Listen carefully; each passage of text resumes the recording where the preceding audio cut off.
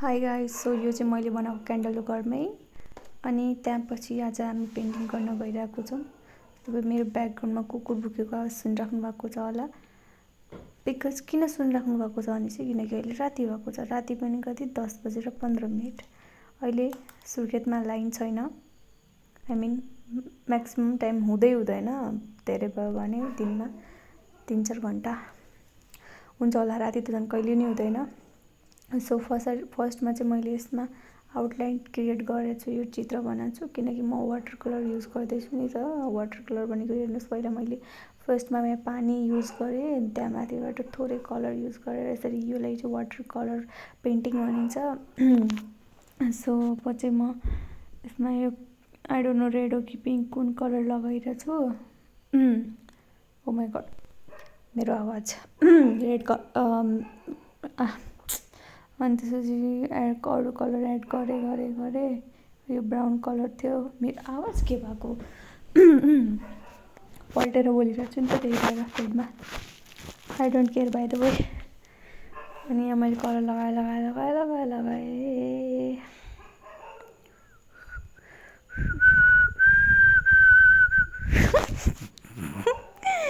हे भगवान, क्या करे। यो मैले पेन्सिलले यो आइस क्युब बनाएर मैले बहुत ठुलो गल्ती गरेँ। बरु मैले नगराउनु थियो क्या। खेर केही छैन, अब रिग्रेट गरेर के गरौँ। मैले अलरेडी गराइसकेँ। म होइन माइन्डमा यति कन्भर्सेसन मेरो चलिरहेको हुन्छ यत्तिकै के नर्मल्ली यति म बोलिरहेको हुन्छ आफूसँग, यति कुराहरू भइरहेको हुन्छ, यति इमेजिन त्यो सिनारीहरू यति इमेजिन क्रिएट गरेर हुन्छ, आफै बोलिरहेको हुन्छ। तर नर्मल्ली यत्तिकै अरू मान्छेहरूले भन्छ नि म त आफैसँग बोल्छु, आफैसँग कुरा गर्छु, लाइक बोलेर के माई गड। मैले एक दिन ट्राई के गरेको थिएँ, यस्तो क्रिन्ज लाग्यो कि मलाई आफैलाई, कस्तो अजिब लाग्यो, कस्तो वियर्ड लाग्यो, पागल हो कि म मेन्टल जस्तो लाग्यो आफैलाई। अनि मबाट भएन। त्योभन्दा बरु म नबोलिकनै माइन्डमा नै कन्भर्सेसन गर्छु। मान्छेले मनलाई कति नबोलेको तिमी, कति नबोल्ने, किन यति चुप लाएर बस्छौ भन्छन्। तर अरूलाई के थाहा म आफैसँग माइन्डमा कति कुरा गरिरहेको हुन्छु भनेर। तर फेरि म अब कोहीसँग कम्फोर्टेबल छु भने चाहिँ बोल्छु है। तर त्यो पनि मान्छेहरू नभएको ठाउँमा मात्रै। धेरै मान्छेहरू भएको ठाउँमा बोल्न सक्दिनँ।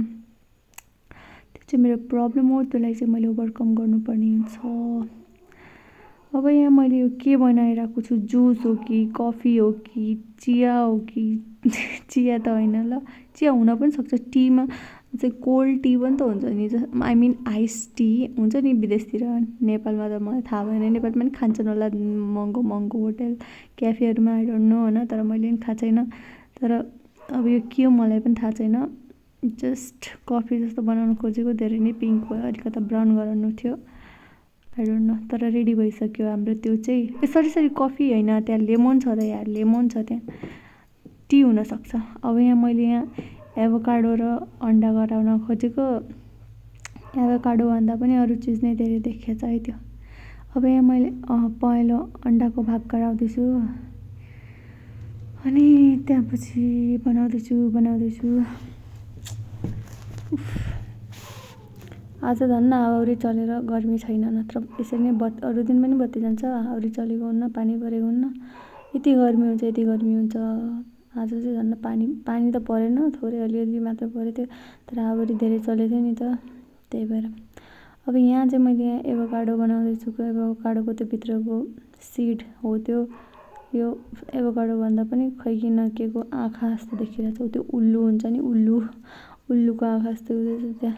अब यो चाहिँ यो पार्टमा चाहिँ मैले हेर्नु कति ठुलो मिस्टेक गरेछु, कति ठुलो पेन्टिङलाई रुइन गरेछु। त्यो सानो त्यो पेन्टिङको छिट्टा छ नि, छिट्टा त भन्छन्, थोपा निको छिट्टा, त्यही त हो। अनि त्यसलाई चाहिँ मैले यस्तो पागल बनाएर त्यस्तो गरेछु, यस्तो बिगारेँ। अनि त्यहाँ मैले हरियो सागपात पनि राखेको छु किनकि ब्रेकफास्ट हो।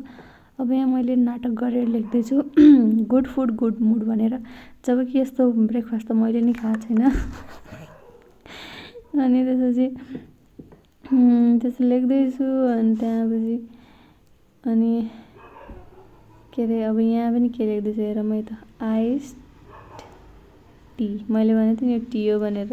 टेड वाउ, मेरो यस्तो लेख्नै पढ्न छोडेपछि यस्तै हो guys. Is always a best best idea अरे कति न म सधैँ खाने जस्तो के भएको होला मलाई पढ्न लेख्न आउँदैन मलाई तैट राम राम राम राम राम यो चाहिँ रेडी भयो अब चाहिँ लास्ट रेडी भयो अब मेरो अरू पेन्टिङहरू पनि देखाउँछु है चाहिँ अस्ति नै गरेको थिएँ मैले अनि त्यहाँपछि हेर्नु त यसको मुख हेर्नु त यो नाटक गरेको छि अब यो त नहेरमै अर्कोपट्टितिर यहाँ चाहिँ हेर यति राम्रो छ मलाई त बिरालोवाला चाहिँ बहुत मनपर्छ सनफ्लावर पनि बाई बाई